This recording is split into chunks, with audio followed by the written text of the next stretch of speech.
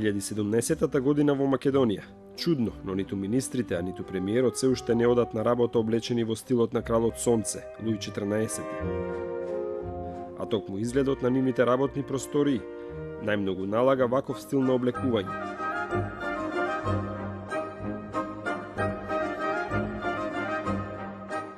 Иако не соодветно облечени, сепак и екипата на топ тема на ваша страна доби можност барем за еден ден да се врати назад во минатото.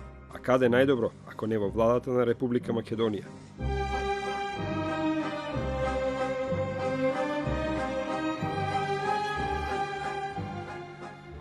Мешавина од стилови, микс од времиња и простори, предмети од Франција преку Русија па се до Кина.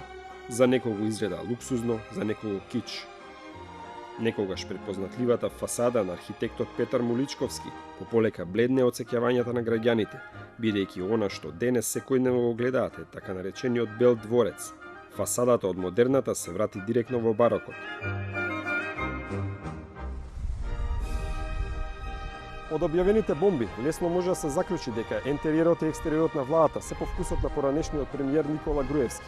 Од она што можевме да го видиме, може да заклучиме дека реконструираната влада по многу нешто наликува на централното седиште на партијата која доскоро беше на власт, ВМРО-ДПМН. Надворешниот изглед не можеше да се скрие од јавноста, но истото не може да се каже за внатрешноста. Интериерот им беше познат само на Груевски и соработниците. Сепак, деновиве за прв пат јавноста доби можност да види како се потрошени народните пари. Ако се суди според лустерот кој што се наоѓа зад мене, многумина ми помислија дека се наоѓаат во некој театар или во опера, а не во владата на Република Македонија. Но сепак ова место не е наменето да се игра театарски представи или да се игра валцер, туку да се носат државни политики. Лустери од кристали високи по неколку метри, рачно изработени теписи, луксузен мебел, детали со позлата или барем налик на позлата, кинески вазни, нови или можеби од некоја династија. Сето ова може да се види во ходниците или по канцелариите во владата. Над зидовите висат портретите на сите досегашни премиери: Клюсев, Црвенковски, Георгиевски, Бучковски, Груевски, Димитриев. На левата страна нема веќе место за портрет на новиот премиер Заев, но има многу други празни зидови во зградата. На терасата предвидена за одмор има непробојно стакло за заштита од напади. Тука премиерот може мирно да одмара, не стравувајќи дека некој може да му наштети. Не достига само мебелот кој требаше, а не се знае дали е набавен. Најмногу е вложено во двете сали за состаноци, до кои се стига со отворање на тешките дрвени врати. Масите како и вратите се резбани. Има современа опрема за снимање, телевизори за вклучување на конференциски врски, компјутери пред секој министер и секако лустери. Дали тие чинат 1000, 5000 или 20.000 евра е непознато.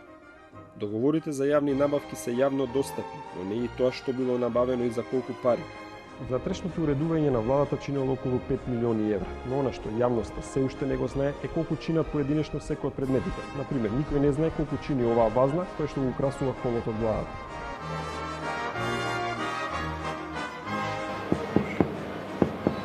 Ако тропнете под зидовите, ќе чуете препознатлив звук кој ги открива материјалот од кој најмногу од деталите се изработени – гипс или стиропор.